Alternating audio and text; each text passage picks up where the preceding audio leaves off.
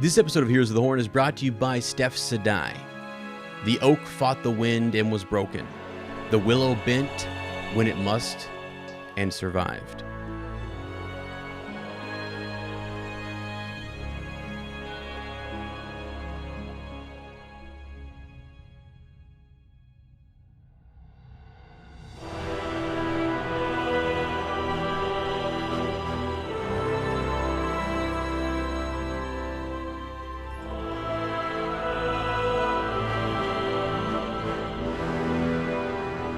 Welcome to Heroes of the Horn, a Wheel of Time podcast. I am Sir Matt. And I am Sir Ezra. Welcome to our Wheel of Time book club. The horn has sounded and we have answered the call. Today we are covering The Fires of Heaven, Part 6, chapters 44 through 47. As my friend, it's been a little bit, sort of a delayed episode here, but that is okay. Ez is about to leave his frolicking around in Germany. Wow. What's the word? Gallivanting? Do you feel like you're gallivanting over there? Oh my gosh. I mean, I guess so. Yeah, I've been because I was here, and then this, we had a Bannerman hangout for Ben the Knee. I was over in Scotland. So I went over to Scotland for a bit. Now I'm back to Germany, and I believe we'll be back early September here. So we're finishing up. We're right at the end of August. I've got a week and a half left, and then I'll be headed back to Ohio, and we will be cranking out more episodes for you guys. So yeah, been a bit. There's a 9-hour time difference between you and I. Yeah, it's tough. It's late like 9. It's 9 at night for me, and that's past my bedtime here. So I think I'm gonna be entering Teleron Riyadh halfway through the episode here. So if you just see me, could you? Oh, geez. Matt's in the freaking dream world. Oh, I'm gonna spend this episode in the dream world. Okay, so just holy crap! What if all of a sudden, like, we saw you on? By the way, friends, don't forget you can check out. Jeez, no, she is. Yeah. What if we saw you? Your clothes start to change like they do, right? The girls are always imagining themselves in skimpy clothing or whatever, and we just see Matt just. Jeez. Oh, well, I'll tell you what I'm dreaming of. I'm dreaming of the right tools for the job, my friend. Yeah. Okay. As I'm excited to tell you about the right tools for the job. Okay. Attention, listeners across the galaxy, all the way from Australia to Houston. Do we have a pube problem? If so, our friends at Manscaped have cleared you for takeoff with their 4th generation and brand new Lawnmower 4.0. Kick your pubes to the next planet with the Performance Package 4.0. The orbits in your pants will feel like you're in zero gravity when you use the best tool for the job from the leaders in male grooming. Join the 2 million men worldwide who trust Manscaped and get your rocket ready for takeoff by going to manscaped.com for 20% off plus free shipping with the code FANSIDED20. This is definitely a great product, and if you go check out Sir Ezra's social media, you will see that I use this product. I am posting it in my story on Instagram at @womprat_2M friends. So I personally use it. It is a great product, and you need it when you're traveling abroad. There's a travel kit, Matt. Apparently it will hold all your entire solar system, right? It can be held. That's what it says. So that's a pretty baller. Get it? Pretty baller travel bag. Yeah, man. I mean, it's as you said, it's a great product here. I mean, would it trim Loyal? Would it even keep him, trimmed up? Well, here's the thing. He's got the eyebrows for it for sure. I mean, the eyebrows, the nose hair, the ears hair, all that kind of stuff. I mean, he definitely is an individual who could use it. You think he does? You think Loyal does trim up those? Okay, not at all. not one bit. But he should. And you know how he could do it? By getting 20% off plus free shipping with the code FANSIDED20 at manscaped.com. That is 20% off plus free shipping with the code FANSIDED20 at manscaped.com for a clean trinity and beyond. Your space balls will thank you. That's what I'm talking about. So, as speaking of manscaping, you know who really looked to me like he could use a little bit of cleaning up and maybe a bath? Yeah. Logain in those photos that were leaked that we saw. We did a YouTube video on it. Yeah. Then They sort of publish them. They were in a magazine. Sir Jimmy actually sent me one today that was different. Did you see this in our Twitter thread? What? There's a new photo, my friend, and it's Moraine riding a horse. It's really about all it is. Doesn't show us anything sort of super special. I'm not entirely sure where he got this. Okay. Let's take a look here. Oh, I think it is. Yeah, she's on a horse. Yeah. Right. You know, the interesting thing here about this picture is that it says sci-fi. I guess I didn't realize that the Wheel of Time was sci-fi. Yeah, what's going on with that? Sci-Fi magazine or something? Or are they just promoting it there? Or what's... I guess. What's is the it deal? Sci-fi?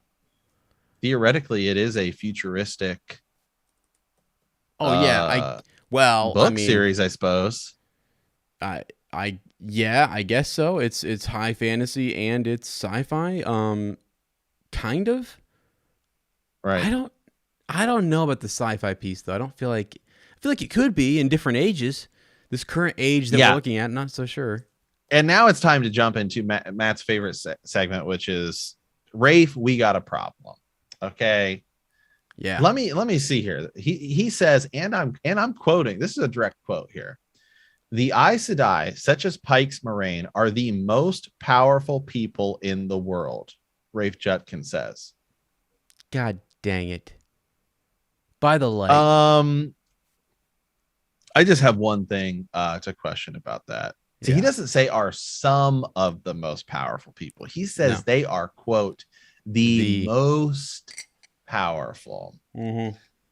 I guess, you know, isn't there some little guy named, I don't know, the Dragon Reborn Rand al'Thor? Have we just forgotten about him? Apparently the dragon is not riding on the winds of time in kick him season out. 1. It's time. I'm about to vote him out. Is this Survivor? You know, give me a pen. Give me a piece of paper. I'm doing this right here, right now. Please do. His light. Is this something I can write on? Yeah, Matt's writing on bills. He pulled out his energy bill and he's writing on the back. And in tonight's count, this is where I gotta stare right in the camera. Yeah, there was no alliance made. I'm voting for Rafe. Okay, I'm voting for Rafe. You know, I'm gonna take a screenshot of that and just tag him in it, and just, you know, his light has been extinguished. His light was already extinguished. Well, it was right. He's trying to rekindle it here at the show. No, interesting. You know, I've been thinking a lot about Rafe and the Wheel of Time in November. It's coming up. We've been talking with Sir Jimmy. By the way, the Fantasy Network, we're going to keep pushing him until you guys go over there and subscribe to his YouTube channel. Wonderful. If you're into books and you're into literature and fantasy literature, that's your guy. You should go there and check him out. But we're talking in our group chat, is he... we also cover Bend the Knee, so I'm going to make a reference to that as well here. Is he the showrunner that was promised, right? Is he the showrunner that can guide us through this? I think he is. I think the marketing stuff maybe has nothing to do with him. I don't know if he's behind like all of that. Is that a mishap? Is that a misstep? What I thought you were going to start this whole segment off with, which is, where is the trailer? Where is it? I mean, seriously, summer is ending. Damn it. And we don't have a freaking trailer. I mean, I guess technically summer goes till September 22nd. September 21st. Yeah. The first. Okay. So that's the fall. Hold on. You've got equinoxes and then you've got solstices. There's the summer, the winter and summer solstice, and the fall and spring equinox. And I think you can stand an egg up on one of them. I don't know, at like the right time. Okay. There's like third grade science project. Like, get the egg out, you set it up, and then are you kidding me? Stand on it. That's like how it works. Yeah, you can I think it's the equinox. You can do that because it's like the Earth's at like a perfect balance or something. What if we'll have a special episode, friends, on September 21st? Come back. We'll do it live. We'll stand an egg up on its head here or side or whatever Matt's talking about. I've not heard of that. That's actually kind of cool. Can you balance an egg on the spring equinox? That's what they told us, man, in third grade. Were we lied to? Probably. The same way Rafe lied to us about the trailer. Where is it? Seriously, no, I'm kidding. Where is the trailer? I don't know. It's a hot topic for me. I just know we like don't the want to store. trigger Matt here, so Just like the store I used to shop at when I was an emo kid. It's a hot topic. Okay. yes, yes. So anywho, but yeah, as we saw those pictures, so we did a YouTube video just sort of talking about what was then just the leak. And all we saw was Rand and Perrin.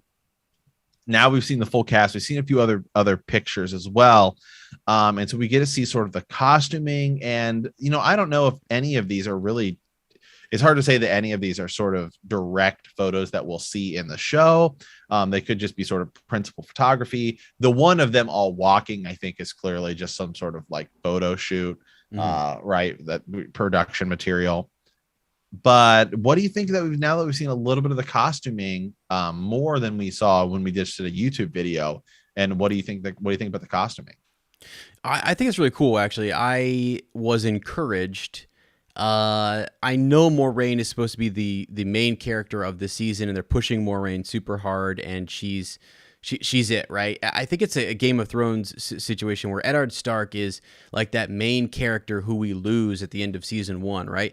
Moiraine is a character that they're building up. Like, we're going to shift focus. Eventually, it'll become Rand. It'll be the Dragon Reborn and so on. But for now, she has to be exalted, lifted up. So she's right there in the center, right? She's in the center. She's flanked by the Emmonsfielders, and we're supposed to kind of not know who the Dragon Reborn is. It's supposed to be probably a mystery for all of season 1 and revealed right at the end of some big cliffhanger. So that's pretty cool. I think they all look good. The reason I'm saying that is because Moiraine was pushed forward in the little teaser trailer, and her costume was shown first, and it's the one that is like probably the most off or different. And that's okay, because now when you see her next to everyone else, it distinguishes her a little bit more from them and makes it seem like, okay, she's in some position of power and prestige, if you will, because she's a member of the Aes Sedai. And it looks a little bit different when it's just her, but when she's with everyone else, it's meant to kind of clash. And I guess I kind of get that, which is cool, because I thought Rand looked great. I thought Perrin looked awesome. Even Lan, I know people are still kind of, is it the right actor? I think it looks great. I think he looks great. I think he looks great too. He's actually the character who I feel I like the most in terms of a look. To me it's, I think we think Lan more of like this bigger sort of guy, right? I mean, they're like a bodybuilder. But I think he blends that style all well. Now, who we didn't see? We didn't see Tom Maryland. We did not. Yeah. We saw Loyal, or excuse me, not Loyal. We saw Logain, who I meant to say, but we didn't see Tom Maryland. So that's interesting, right? Tom would be, as they leave Emmons Field in the books, he would be with them. This is where we go back to, we did a lot of speculation for season 1. Where do we think they're going to move pieces around and stuff like that? Tom is someone they pick up along the way, I kind of feel like now. Which I don't know if I like that. I like that he was in Emmons Field and there in the beginning, Yeah. So that might be a little bit different. But can I just say real quickly, Logain looks great. Awesome. It looks great. And there's an image of him in a cage, right? And he looks disheveled. He looks angry. He looks upset. He looks like a caged dragon. He does. He does. So it was also really cool that they had, not only did they have red sisters there, right? They had a green sister. And I believe, so the green is the battle Aja, right? They're now, like, they stand ready. They're always ready for war and for the last battle, but they're definitely someone you would take if you're the red Aja maybe, and you want to, if Logain's as big of a deal as we think he's going to be, you're going to take one of the green sisters with you. And I think the head of their Aja, and someone can correct me, I don't have it up in front of me, I think is like their battle general kind of thing. The green Aja, people are speculating as to who that is behind, known as the Captain General, the head of the green Aja. So that was her sitting right behind Logain, I think, flanked by some red sisters. Did you see that Logain photo? Yep. Does that look like a green sister? Yeah. That's what it looks like to me. Yeah, it's kind of dark, but the whole picture's kind of dark, so it's kind of hard to tell exactly. But yeah, it looks more green than it looks like any other color. Yeah. Which I think is neat because what we read in the books is basically that I can't remember if they said Green Sisters went as well, but I know it was like the Red Aja essentially went down to get him. So that was it just looks sick. Yeah. Okay, as well, let's dive in before we'll dive into the chapters here in a second. We're just going to take a quick break from one of our sponsors, and we'll come back and we'll hit up these chapters. All right, friends, here we go. We are getting ready to dive into these chapters. Matt, also I want to mention before we get going and all of that, we do have the extended edition. It helps the podcast. It is now on Patreon and it is on Apple Podcast. It's a premium. You can click on that and you get access to not only our Patreon content, our extended edition. Here you get the extended edition on Bend the Knee, the extended edition on Hyperspace Hangout, and the extended edition on the Matt and Ez Show. So basically, it's all wrapped up in one. It's something new that Apple's done, and we're putting all that stuff out there for you guys. It really helps Matt and I on the podcast and just kind of helps us keep growing. And it encourages us to flat out do more content. Like, we like making the content, and it takes a lot of time and effort. We are actually also going to start moving to maybe somewhat shorter episodes, not shorter episodes, but I think this week we're doing less chapters, 4 or 5 chapters. Yeah, maybe less chapters. So we might spend a few more episodes on the books, just because some of these blocks we're past the stage of sort of we're just traveling, and now it's like we're getting into the nitty gritty of these, and a lot of these things matter, and it's like it's hard to say, well, how do we sort of pace this, because you go from chapters that are 20 minutes, you have like 5 chapters that are 20 minutes, and then have like 2 chapters that are an hour each. And it's like, well, it just kind of changes. But, and these books right here, this block of books, there's a great website. I don't have it pulled up in front of me right now, but it shows you word count. And these are like 3 of the biggest books in the series. So yeah. As we get closer to what's next, Lord of Chaos, right? That's book 6, I believe. Yeah. Yes. Yep. Yeah. So as we get closer to that one might end up being quite a bit more parts. So here we go. So chapter 44 is the Lesser Sadness. Chapter 45, After the Storm. Chapter 46, Other Battles, Other Weapons. And chapter 47, The Price of a Ship. So chapter 44 actually, man, as things are going to really get kind of crazy here, to say the least, as we're edging closer to the end of this book. So the Lesser Sadness, we start off with Matt and Rand, and it's from Rand's point of view, and we're in Cairhien. It isn't even noon yet, and Rand is already exhausted from channeling for hours at a time. Egwene and Aviendha have taken to channeling in turns to give each other a chance to rest. Rand has no one to share his burden with. Rand sees bands of Aiel fighting everywhere. Mostly they are too closely meshed for him to do anything about it. He has seen the column of Tyrian and Cairhienin fighting Aiel a number of times, appointing Melnaril after sending Weramon to Tyr to deal with the Alieners proves to be a mistake. Nothing Rand can do about it now. Outside the city, Rand can see the Cairhienin decided to make a sortie. They are not getting very far, though, so Rand channels to prevent the Shido from entering the city. How many of his own did he kill in that action? Wow. Rand feels another man chanting. Osmodian is tempted even from his tent, it seems. Bolts of lightning plow through the maidens and hit the base of the observation tower. It slowly slants over. Rand manages to grab Egwene and Aviendha before the tower comes crashing down, and Rand loses consciousness. As he wakes up, Aviendha and Egwene are with him. Both look severely shaken, but not seriously injured. With them not holding the clouds anymore, rain is starting to come down, and Rand now realizes that Samael is responsible for the attack. The maidens have not escaped their destruction either. Many have been killed or are wounded. So much for keeping them safe. His first impulse is to go after Samael, but Aviendha and Egwene talk him out of that.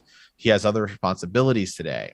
A messenger comes in saying the 4 clans who have not chosen sides are on the move. He tells the messenger to tell Han to keep them off their backs. not that the clan chief needs to do that, to not that the clan chief needs to be told what to do. If he is going to be of any use in the battle, he will have to get closer to the fighting.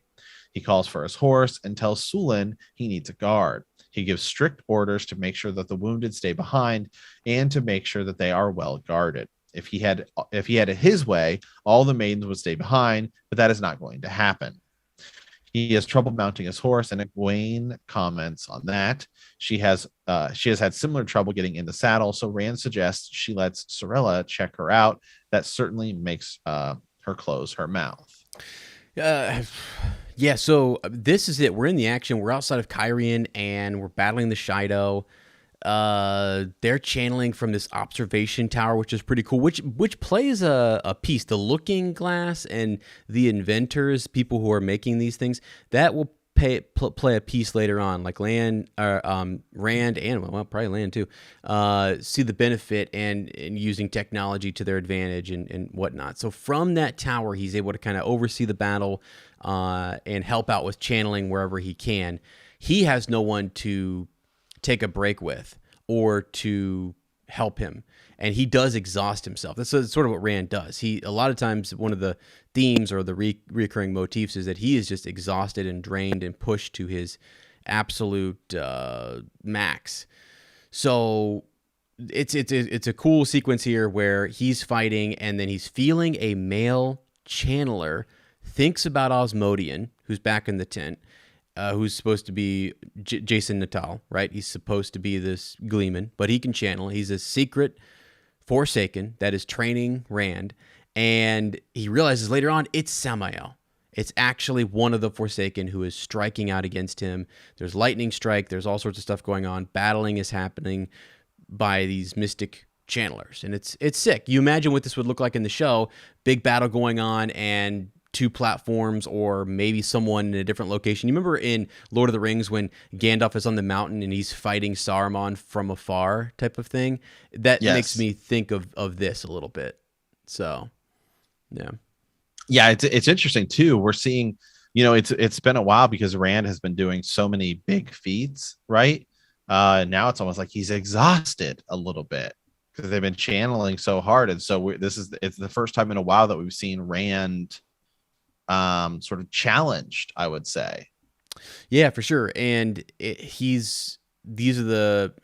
Robert Jordan does it to kind of push his character and to push him into more extreme situations. He needs to learn from Osmodian. He's going to go back and confront him and talk to him about what he doesn't know and what does he need to know. The characteristics of Samael, the other Forsaken, that's his main sort of fight right now.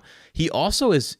He wants to rush in. He wants to go right after him, fight him, take him on right now. And the women around him, his advisors, are cautioning him to say, no, like, be steadfast, right? and right. just kind of calm down for a second. So that's really where we are. And Matt, but don't forget, Matt is also out there fighting, and you've got his whole point of view. And we can get to him right now too. So with the shift over to Matt's point of view, rain is pouring down on Matt as he overlooks the surrounding terrain. The 3,000 men following him are crammed in the valley behind him. 3 times he has seen the battle now, and 3 times he has managed to keep them alive. The battles have almost pushed him back to his starting point. He should be able to see Rand's observation tower from here, but he can't seem to find it. He should leave his soldiers and move south again. He should, but Matt keeps studying the terrain. Estian, Nalcian, Darajid, and Talmanis ride up to him, and another group of Aiel is approaching. They are heading straight for them, and it seems that Couladin himself is with this band. Matt would like to avoid another battle, but like the previous ones, it is catch or be caught. So Matt gives the orders. He will have the horsemen outflank the Aiel. There is no question about who is in charge anymore. He has kept them alive so far, so the men have confidence in him. Matt decides to stay with the pikemen this time. When he takes his place, Darajid asks him if he means to slay Couladin himself. He respects him as a soldier. Someday he would like to hear Matt's story, but he knows young blood is hot. Matt tells him he can keep his head and tries to convince himself that this is not the reason why he stayed with the Pikes this time. Matt tells them to raise the cry, protect the Lord Dragon as soon as the Aiel are in sight. That should keep their attention fixed on the infantry. It's a big gamble, the biggest Matt has taken so far, but the dice are rattling in his head. Yeah. Well, and you this had is thoughts. A key. This is a huge moment. Yeah, you had thoughts about this, right? So Cooladin is in this band. We'll get to, I think it's the next chapter where we learn what happens here. But basically, it's set up right here for Matt to face down Cooladin. Yeah. You can jump ahead and I talk guess about it because yeah. So right. So obviously even though this is a sort of a first read, we're assuming that you read the chapters that we laid out, which actually now we've shortened. But I guess still in that sense, I try to remember exactly what chapter it's happens. the next chapter. Is it the absolute next chapter? Yep. Yeah. So the next chapter, which I guess we can kind of dive into too. You can kind of sort of view these ahead here. So basically we'll get, let me talk a little bit about what happens to Rand, and then we can jump right into what happens with Matt and sort of, I guess, talk about it as sort of a whole here. Yeah. So at this time, Matt is getting ready to basically take on Cooladin. Yeah. And then we shift back to Rand, and Rand is exhausted. He can barely hold on to the source. Samael's attacked him twice or more, 3 times. He doesn't know. And he's kind of just in disarray, right? Lana's there. Osmodian's helping with the wounded. And Rand lets himself get taken back to the camp, right? And so Rand is basically going to go rest. And the last thing he hears is Lan calling for Moraine. So now we shift back to Matt. And it says Matt is sitting on a boulder, nursing several bruises and cuts he got in the fight with Cooladin. The man nearly killed him, but his head is on the pike now. And it's just, to me, I was kind of disappointed by that. I'm in one way, I was kind of disappointed because the last book made it seem like this, Rand versus Cooladin is going to be this epic fight, right? Right. I mean, Rand should wreck him easily. Yeah. I mean, Rand should, but it was sort of like the last book ended with this, what should be this big moment of Matt or Rand and Cooladin having a stare down fight, and Rand showing him exactly, I'm the Dragon Reborn. And then not only does Matt be the one who ends up killing him, he sort of kills him off screen. Yeah, he does. Yeah, you don't really see the fight. You just get this. The only sort of thing I take. And I'll sorry to interrupt. The only thing that I sort of took away from this, it was that Lan and Rand sort of kind of edging Matt on to sort of stay is sort of the takeaway. Is sort of the takeaway from this, but it almost ruined the book for me, to be entirely honest. Really? Yeah. Okay. Yeah. Because I remember you had sent me a message and you were almost a little bit discouraged about covering this next batch of chapters when we were talking, because we had just because of time difference, we had this planned out to cover a little bit earlier last week, but we were kind of like, I'm just not feeling it. It's hard to kind of, when something hits you, and I talked to friend Sir Jimmy about this. There's something that happens at the end of this book that doesn't sit well with him at all. And we are hoping to bring him on to have him talk about that, because I think it's interesting to hear people go through and get their authentic reactions to some of this stuff. Like Cooladin, the buildup is there. Rand's going to face him. You feel like that's happening, but then Samael is attacking, and Matt is now out here, fights him. And maybe it would have been cooler if we would have saw the fight, but like you said, not only is it not Rand, you don't even get to see the fight, and it's just his head's on a pike. It's done. Killed him. Yeah. And I know it's meant to be some shock factor, like, wait, what? He killed Cooladin kind of thing, but you almost want the reward or the payoff there is let's have the fight. Let's show us how good Matt really is. Or is Cooladin really nothing? Is he really way beneath all of them and it wasn't that big of a deal? It says the man nearly killed him, so he must have been as good as Galad and Gawain. Yeah, and I guess for me, and this is where I'm sort of at with this book, is we had the last book ended in such an awesome way that I was so ready to jump. The last book had me more ready. The ending of The Shadow Rising. Yeah. I think is the second best ending of the four. We're in the fifth book now, because the Great Hunt ending is just amazing. It's amazing. so epic. It's the best so far. Yeah. But that was by far the second best, and I think could end up still being one of my favorite endings as we progress forward. Mm-hmm. But then we start this book with Eliida, and I was like, okay, well, whatever. And we and Perrin's not even in it. And then all of the epic buildup that we had was like, okay, Couladin. Like, I was like, I'm ready for Rand to just go wreck Couladin. Yeah. And then it's just sort of given to Matt, and then it happens off screen. So it's not even like Matt has an epic fight, and it sort of makes it awesome that he did it. Now, again, some of the stuff could get explained later.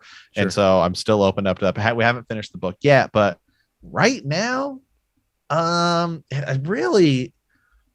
this book may be my least favorite, even more than The Dragon Reborn, which I didn't like because there wasn't a lot of Rand. But I think like the Dragon Reborn, sort of some of my issues with that book were just like the pacing a little bit of it. I was like, okay, well, whatever. And then we were jumping around, and like the end of it is cool. Like the end of it is definitely cool, right? We get Kalendor and all that kind of stuff, and so it does have a sort of cool end that all kind of happens all at once. But this book, I've just felt sort of disappointed throughout, I guess. And this just really kind of like solidified it a little bit more for me. Yeah, and just so as we lead into these next couple parts, I was talking to Sir Jimmy about this at one point, and our friend Matthew Perry, Sir Matthew Perry, he's just finished up The Shadow Rising, and we have a little group chat with some of our bannermen over. He's so pumped. He's like, this. He's like, I cannot wait. He literally said it, I think 2 days ago. He's like, I cannot wait to get into the next book. I am so pumped. And then by the end of this book, you're like, wait, what? So I will say there's other, exciting pieces coming up, but I'm interested to see what if it's enough for you, or even Jimmy and other readers and listeners. I mean, send us a pigeon. Like, is this something that was off-putting for you, and you're not really a fan of Couladin being killed by Matt? Because I kind of just rolled with it. I was like, okay, whatever. I mean, and I'm like, Rand's getting attacked by Samael, and he's dealing with the Forsaken and all this, stuff. But one of my big kind of critiques, I guess, is that I remember losing track of the Forsaken. Who is Rand fighting? Who's he really after? Where are they, and what are they doing? So Samael is where, and who's attacking him? It's why sometimes in our extended edition we cover the Forsaken, and we try to do character arcs. Like we covered, where is Loyal been? Where is Lanfear? Where has she been this whole time? And we run back through the whole series up to the point where we're at. So if you're into that kind of thing and you want more of that, again, extended edition is where we do that. And I think we'll probably do that for the Forsaken in this batch of chapters, just to remind ourselves of Samael and what has happened. Because it's a lot to keep track of, and then say it has to be significant, because the build-up and the focus has been Couladin, chasing him down in the Shido and everything that they're doing. So yeah, and it's just the thing about it too is that this is a big long book series, and we spend so much time, and you and I have talked about this. We spend so much time going over like Nynaeve tugging her hair time and time and time again, and the girls have been captured 5 times right at this point. And then we have an entire book's worth of build up that the last book ends my friend, with Couladin. He is the next big villain, and then we just kill him off screen. Yeah. I'm sorry, guys. I'm kind of disappointed right now. Matt's upset. It was it literally.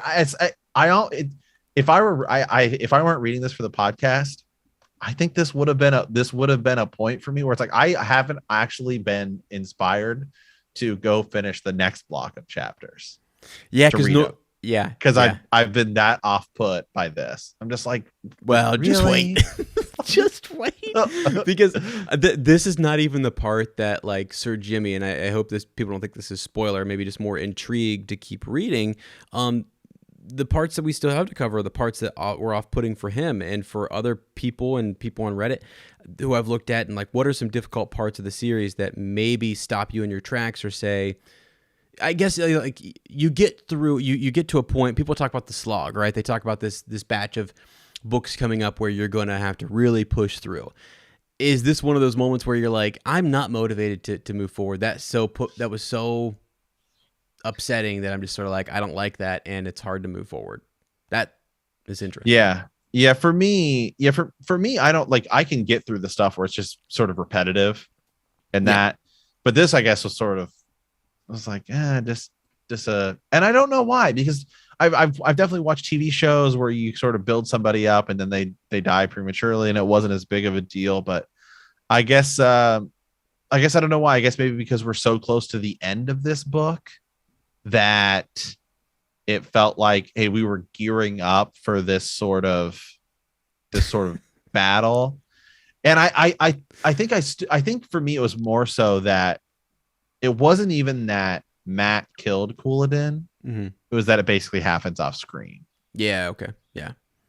Yeah. And I think it's just like, well, we just built this guy up to be so big, and then you just kill him off screen. So it sort of damages how cool the ending of the last book was for me, I think.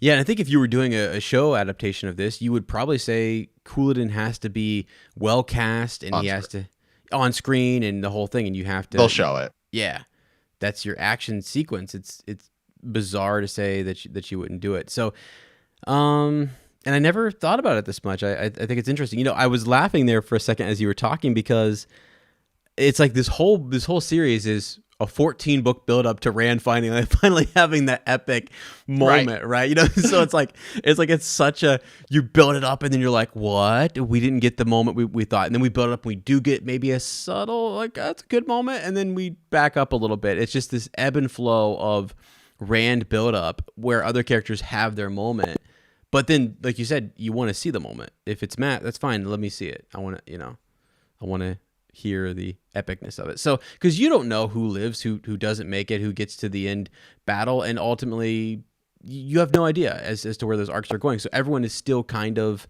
at risk. And as a writer, look at the Harry Potter series and all these other book series. I mean, Game of Thrones does it well. Someone in one book who is a big character dies, boom, and we move on. Is that what Robert Jordan's after? Is he more of an epic fantasy writer where you can kind of tell that certain characters are going to make it and they're not going, others aren't? You don't know yet. And so, yeah, I don't know. I mean, it's 14 books. I mean, we could do a little, I think you could have fit a little less hair tugging with Nynaeve and a little less, getting upset with Nynaeve in this book, and had one page that says, they stared each other down and Matt made one move. It was quicker than Couladin's, and Couladin was dead. Yeah. Yeah. I get you. That's just where I'm at on it. Sorry, guys. I don't mean to harp on it, but yeah, that's just how I am. So anyway, we'll move on, just like the book. So anyway, as we move on here, Rand's point of view. Rand wakes up and finds that the wound in his side has closed. Aviendha tells him that Moraine healed him.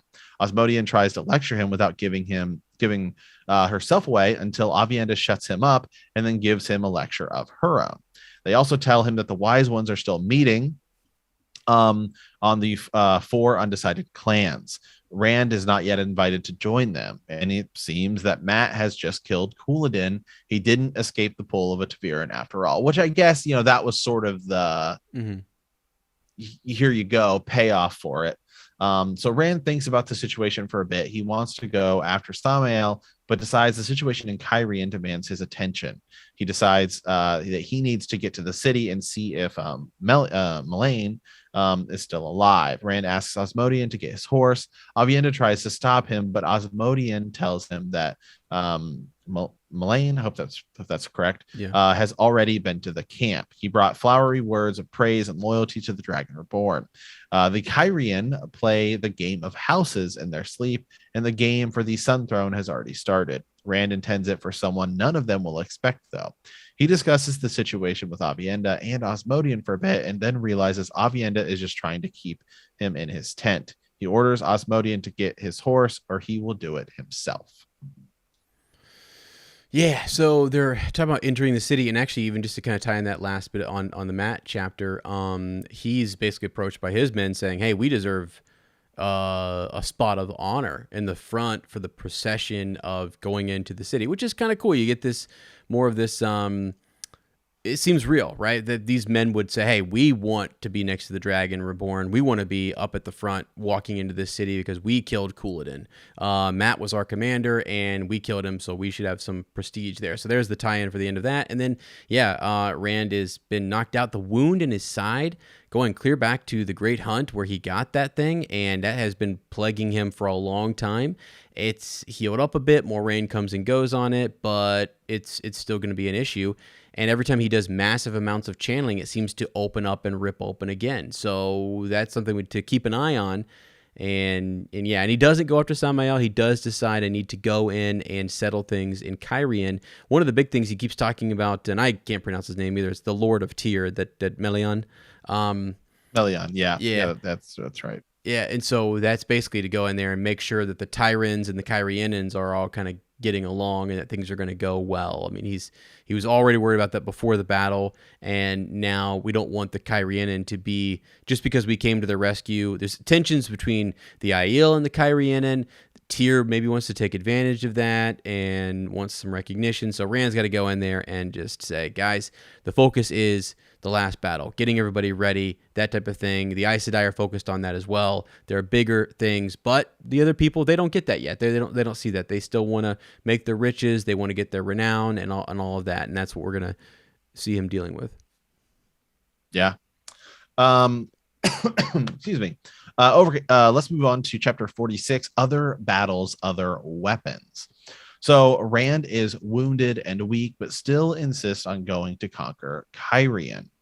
Avienda tries to persuade him to stay and rest, but after failing to do so, she agrees to let him go if he can find his clothes. Rand finds his clothes hidden underneath Avienda, and true to her word, she let him ride out, provided that she can accompany him. Rand rides out towards Cairhien, accompanied by Avienda, Pevin, which is and his bannerman, and Osmodian. He takes notice of the many Shido prisoners who have been made Gaishain and worries about their loyalty to Giotto.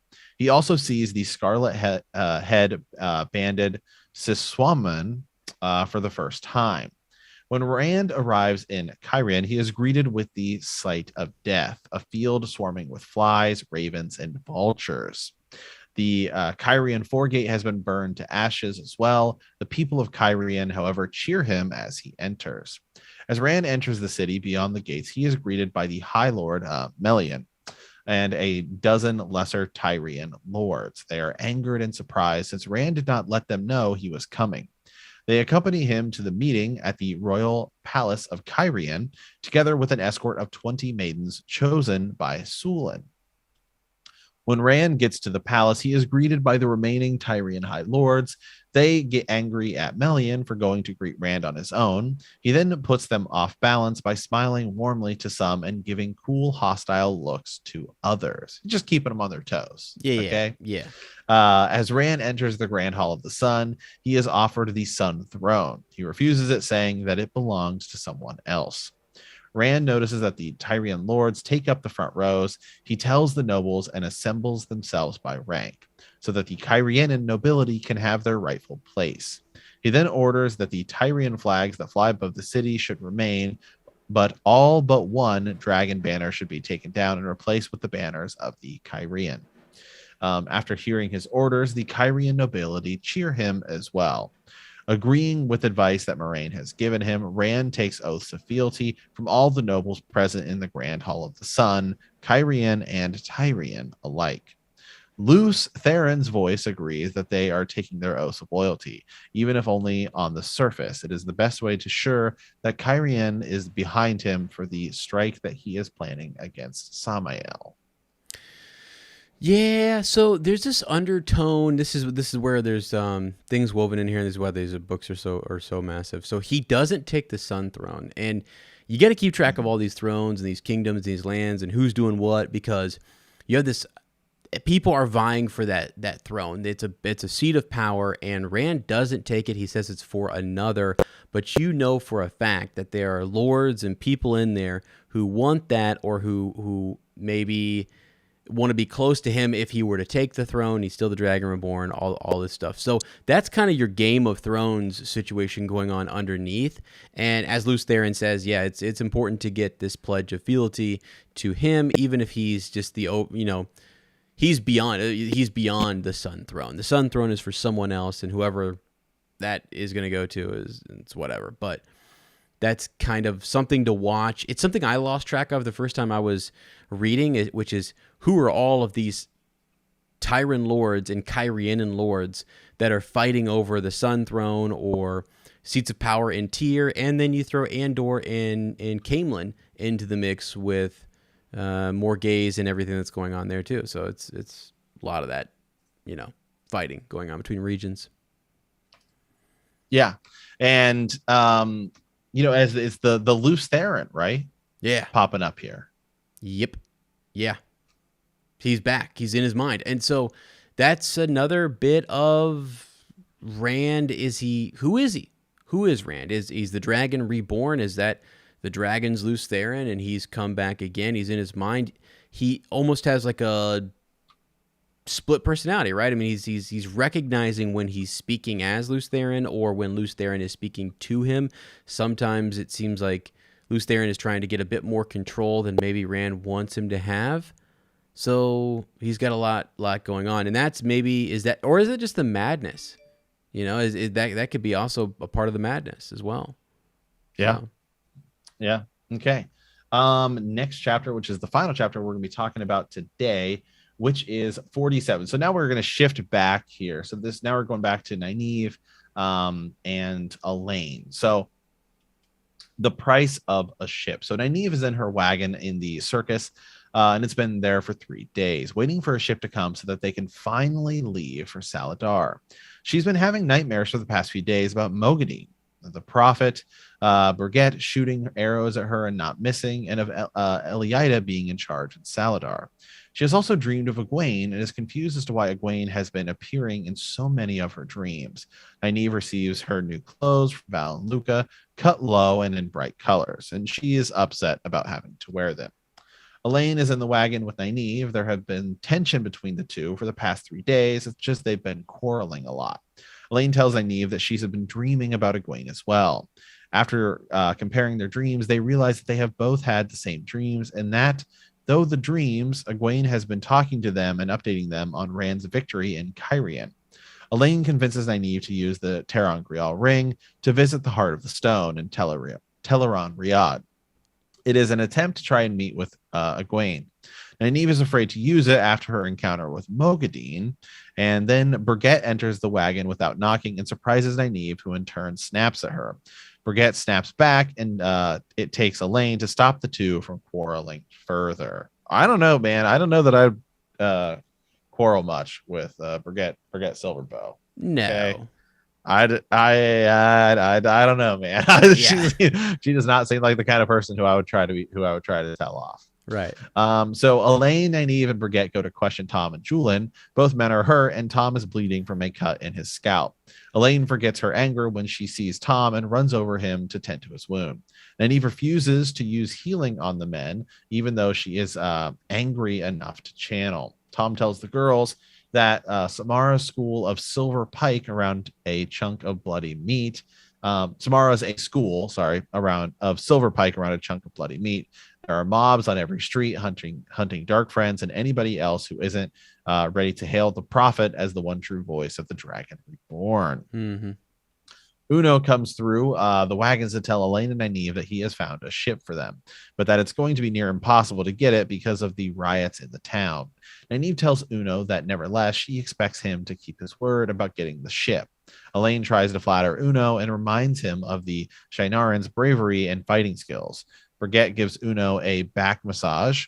Uno agrees to take them to the ship, but tells them that there is fighting on the docks between the Prophet's men and the White Cloaks, and that's what started the riots in Samara. Nynaeve then realizes that she might have caused this by asking Galad to find a ship. Galad comes to tell Nynaeve that he kept his word and secured a ship for them, and he has paid for their passage on it, and the White Cloaks are now holding it until they can get to it. Nynaeve is upset at Galad for not realizing the consequences of the actions and the riots it caused, and Galad doesn't understand why Nynaeve is upset. He only thought that he gave his word and kept it. Val and Luca then arrives, battered as well, and tells everyone that they are leaving Samara within the hour. Nynaeve tells Luca that they are not continuing with the circus and offers them the rest of the money that she promised him. Luca refuses the money and asks Nynaeve to stay, telling her that he wants to marry him, right? Have his children. That seems kind of funny. But Nynaeve declines his offer, telling him that she is betrothed to another man. Luca agrees to let her go, but tells her that she is the only one for him and he will find her again and that she will choose him over Lan. Wow, good luck, buddy. Don't let Lan hear you say that, okay? That's yeah. Somebody else who I would not try to anger. No, I would not either. Luca, he's crazy. He's just running his show, and he just wants to make money, and he's passionate. He's in love. Nynaeve's beautiful, so absolutely. But the thing is, so what's going on here, right? Is the prophet is freaking nuts. Rulers are coming to the prophet. Yes. He knows the position of power that he's in. He also believes though, like he's doing good for the dragon. He believes that he is trying to set people in this way that is, your focus should not be on your wealth and your riches and prosperity of the kingdom. It's prepare for the last battle and the will of the dragon. And he's getting a bit carried away. The White Cloaks are also a contentious group, and they are now fighting with some of the prophet. And Samara is just blowing up. It's just going crazy. Galad does what Elaine says he's capable of doing, which is at his at the cost of other of a riot breaking out or bad things happening, he fulfills his promise. He does what's right to his detriment or the detriment of others. That's sort of what he does. He's doing what he believes is good and right, but it's almost like this chaotic good, as you've talked about in the past. Yes. And that's what he's done here. He's stirred this up to the point where he thinks he's doing a good thing. He's fulfilling his word. He's helping his sister and her friend get away, as he said, but it's at a great cost for other people around him. Yeah. Yeah, well, and then you're also involved in the White Cloaks, right? The White Cloaks are holding this ship. Yeah. What's that say about them, and what's that make them look like? And it's interesting. It's interesting too because here the White Cloaks, because of Galad, are helping our sort of group. When in the last book, we've had bad run-ins with the White Cloaks. So it's kind of, do we now trust them or do we not trust them?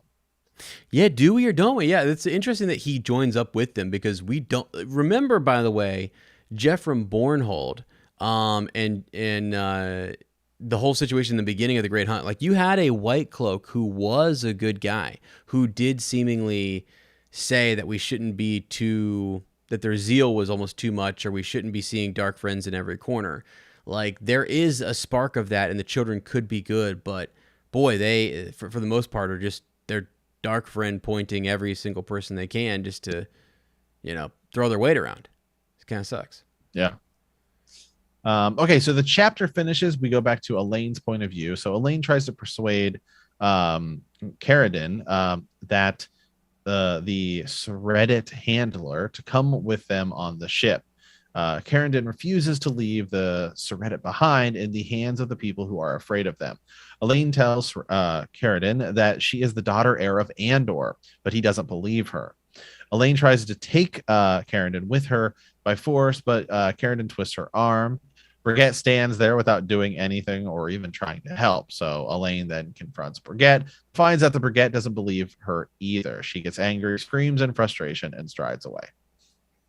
So it's just it's just sort of a little extra piece to the chapter. There's not really sort of a whole lot, but you do get a little more of Elaine here.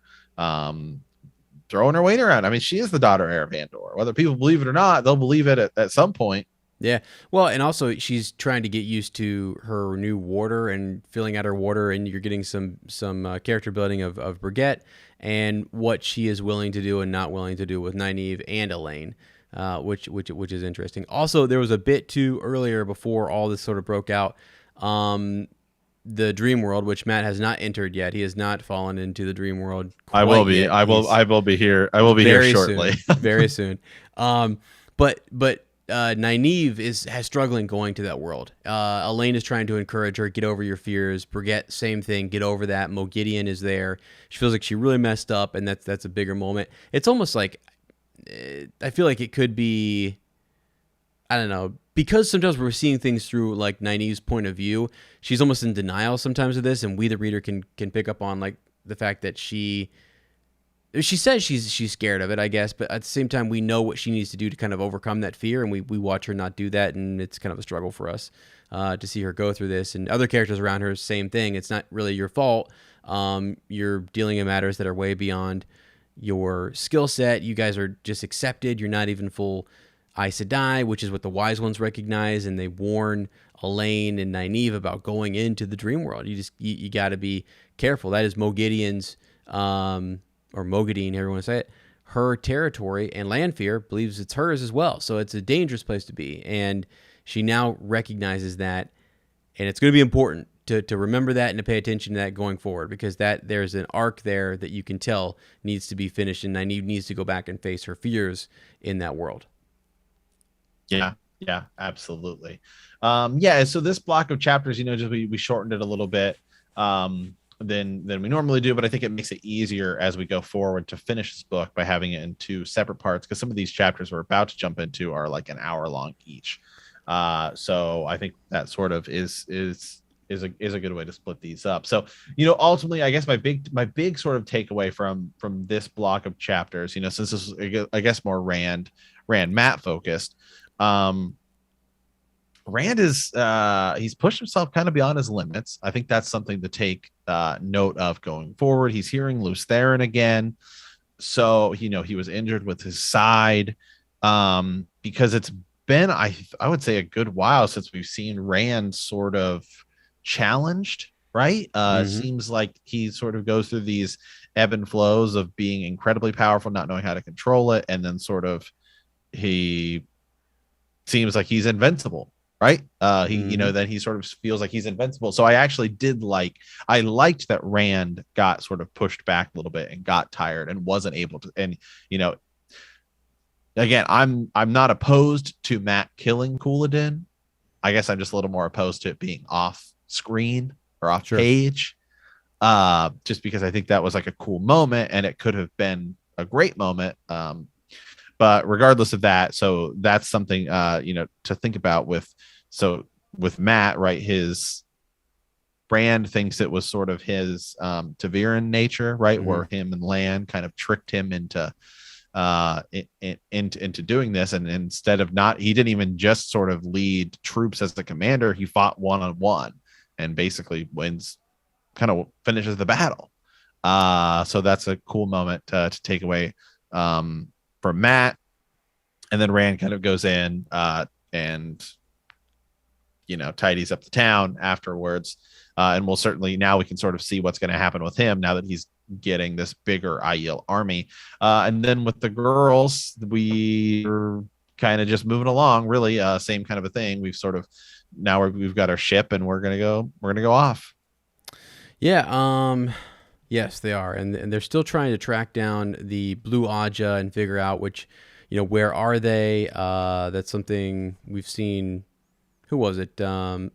Swan, and they've got there. We've seen Garth Bryn and all of that. So we're headed towards this arc where they're going to hopefully meet up with them. That's their goal, unless they're taken off course in some way. But seems like we got to get out of Samara. That's a dangerous setup, and that's kind of where we are. It's interesting. You think they would get much further, and I'm only going to say just this, and it might be considered somewhat spoiler, but like it's so interesting to me how you think a character's path is going to go one way, it goes a different way, or it doesn't get there. They don't get there as quickly as we think because there's some huge diversion and characters are jumping all around this world. Just the end of this book is crazy. I'll just say that. It's just crazy. So get ready for all of that. And I think we're going to be talking a little bit in our extended edition about maybe just the next chapter. I think we're going to cover that real quick. And then one thing I thought we might do, we're thinking about putting out a couple more extended editions just because we want to make it worth your while to go over there and support us on that. We might, Matt, talk about some of these political figures, I think, from Kyrian and Tyr and where what's going on, the plotting. It might even be, I might even do a little bit of a spoiler edition just to kind of take us forward and talk about them, because I lose track. I'm in the wiki now, clicking on some of them and looking ahead, and I'm fascinated by. I'm not allowed to go there. You're not. No, you're definitely not. So that's for folks who have read, and I will always mark those spoiler. But I just think, yeah, I'm intrigued again as to who these individuals are and where their arcs go. It's a lot to keep track of, and it's fascinating. So that is it. We don't have any pigeons. I think one of the things too, by the way, guys, formatting for this show as we move forward, Matt and I are doing these smaller blocks.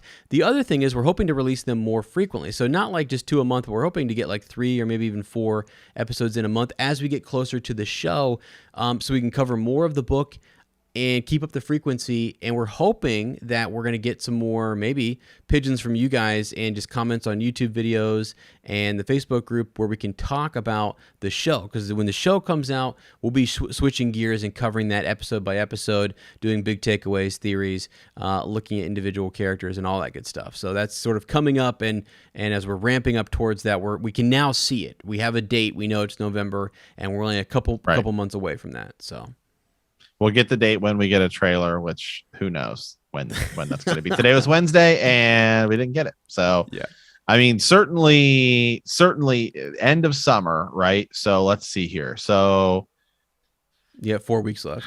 Technically it should be no later than it would have to, because since they only pretty much release things on Wednesday, it would have to be no later than September 15th. Because the 21st, which is the final day which is the first day of fall, is a Tuesday. So the 22nd, which is the first day, it's the second day of fall, that's a Wednesday. So it's going to have to be no later than September 15th, or Rafe's a liar, and I'll call him out on it. Wow, holy. He said end of summer, and he said end of summer, and I'm holding to it, just like Claude. Claude said, "Hey, I did it, and here's what I said." So yeah. Cheesy cow. I just wait for that. I'm still, by the way, I can't wait to, after this clip up, you holding up the picture or the Rafe, and it's just you voting him out. I'm voting him out. So all right, guys. Hey, with that, so next time we will be in we kind of changed this up a little bit here because we're adding in another episode to this block, to this book. So it's going to be 48 through 51, and I guess you'll probably get a little bit of that early because we'll be covering some of that here in extended as well. So anyway, with that, we want to thank you for answering the call. In our next episode, we will be discussing the Fires of Heaven, chapters 48 through 51. Yep. If you like our podcast, don't forget to subscribe, like us, write a review, leave a comment, or send us a message at thehornofvalir@gmail.com. We will see you soon, and remember that the grave is no bar to our call.